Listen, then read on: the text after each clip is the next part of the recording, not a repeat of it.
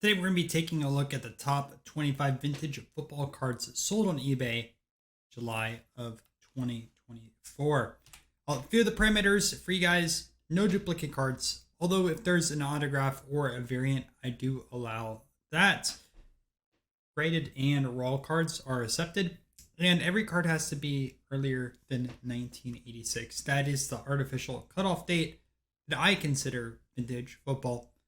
And I know other people will argue other years, but that's what I wanted to make for this video. Starting off this list in the 25 spot, we have Franco Harris, 9X Pro Bowls, and also 4 Super Bowls. Very famous running back for the Steelers. This one is sold for $2,500. Up next, we have a Tarkenton. Now, this is a short print from 1962, which, by the way, these are very tough to find in high grade. So quite a bit of a premium for a 7.5. Think about like 1971 tops, but earlier. Now, he had an 18-year career as well. And this copy, which is a great 7.5, sold for $2,500. Chuck Bednarik. Now, this is a 1948 Leaf, but he was the 1949 first pick. He was a two-way player as well, and this sold for $2,623. Really good colors on this copy.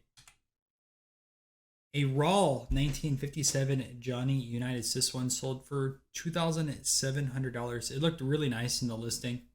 Unitas was a 3-time MVP, and many consider him to be one of the greatest quarterbacks in the late 50s and early 1960s. Dick Barwigan, I don't know how to pronounce his name, so I do apologize. Passed away in 1966, so I doubt there's a lot of these signed out there. And he was a 4-time Pro Bowler.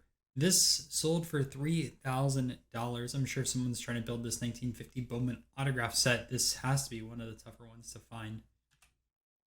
A 1972 Roger Staubach, famous for being the Cowboys quarterback for 11 seasons, also won a Heisman at Navy and served before jumping into the NFL. This copy, 8.5, in an old SGC label, sold for $3,000. Up in the 19 spots, we have Mike Hafner. Very short career, being 4 years between the Broncos and the Bengals. This 10 sold for $3,280. There's actually going to be quite a few 1970s in 10s in this month. So someone probably broke up a set, but you'll see a few of these in here. 1984 Dan Marino, probably one of the most iconic cards in football collecting space. Very famous quarterback that never won a Super Bowl, but has a ton of great stats. This 10 sold for $3,705. Throw on those 55 cents. This card kind of shocked a few vintage football collectors. This is Arnold Herber. He was a really great early quarterback for the Packers. Packers have had such good luck getting quarterbacks throughout their history, right? But this sold for $4,000. And I did ask a few pre-war collectors on the side of things, and they did not expect this price point. The thought is someone paid up because these are pretty tough to find. But normally this Arnold should be anywhere from like a $500 to $1,000 card or less, from talking to a few people. But kind of a surprising sale at $4,000 on that side of things. Although it's good to see some pre-war football. You'll see a few others in the honorable mention side of things. 1935 Newt Rockne, a card that is almost as old as this PSA slab. Legendary Notre Dame coach. This one sold for $4,216. It's a shame he didn't have any playing day era cards. I should say playing day, when he was alive as a coach, and it unfortunately passed away before this card was issued. In the 15th spot, in 1982, Lawrence Taylor, considered one of the greatest defensive players of all time, that sold for $4,444. 1976, Walter Payton in a 9 Pro Bowls, 13-year career as a running back, Chicago legend, sold for $4,750. In the 13th spot, Ben Davidson, another 1970 PSA 10. He was actually an actor after his NFL career, and he was known for his late hits. In fact, some of the NFL rules got modified because of some of the hits that he took during his early career. This sold for slightly under $5,000. 1950 Autogram, first one that was graded by a now defunct GAI grading company. Trust the silver labels, don't trust the other labels by GAI. Autogram took the Browns to the championship every year from 46 to 55 and had a career 81% winning percentage as the quarterback. That sold for under $5,000. I'd assume that you're going to try to crack this and send it to either SGC or PSA. 1986 Steve Young. He played in the USFL before the NFL, and he got drafted by the Bucks. The Bucks thought he was a bust and sent him over to San Francisco, where he was behind legendary Joe Montana, and he had a great career after Joe Montana. So, lucked out quite a bit on that one, and the Bucks took a pretty big L. So before we jump into the top 10, I want to go over a few honorable mentions with you guys. So 1963 Jim Brown. This one sold for $2,250. 1933 Red Grange from the Sports King set. One of my favorite sets of all time. Grange was an early superstar in football, helped legitimize the NFL, and this sold for $2,000. Mike McCormick was a player, coach, and also an executive with a few different teams. Hall of Fame in 1984, $2,269. A 1963 Fleer checklist. These are pretty hard to find in high grade. Well, even some of the 63 Fleer football cards in general in high grade can be tough. This sold for $23.26. And then a 1971 Terry Bradshaw in an 8. Those colored border cards, again, are tough to find. In decent shape, this one sold for $24.50, 14-year career. Steelers quarterback, and also you see him on TV all the time.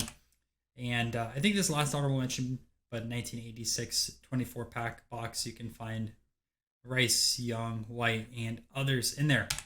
All right, back into our list. In the 10th spot, we have Joe Namath, Broadway Joe.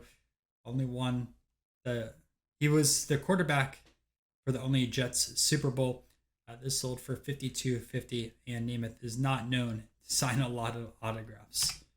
Lamar McCann, 10-year career as a quarterback. I actually kind of like this photo. Up him in the air throwing.